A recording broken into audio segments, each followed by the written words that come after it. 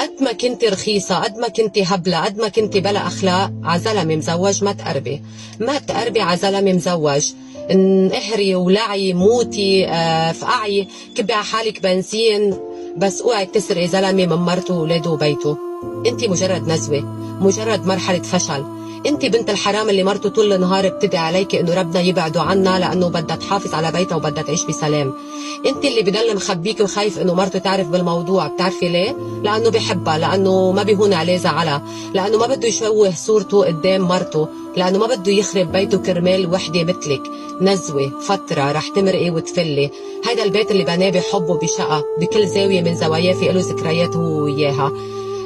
انت الشيء اللي بيخاف انه ينعرف بين العالم، ولو انت الصح ما كان شاف حاله فيكي قدام العالم كلها، واولا قدام مرته واهله. مرته يلي جاب جاها وسكر الحي وطلبها ضمن الاصول.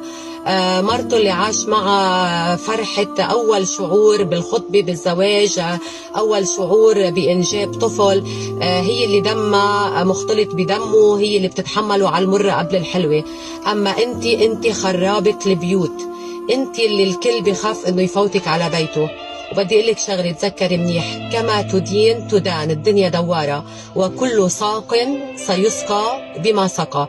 وإذا ما لقيتيها فيكي كوني أكيد رح تلاقيها ببناتك.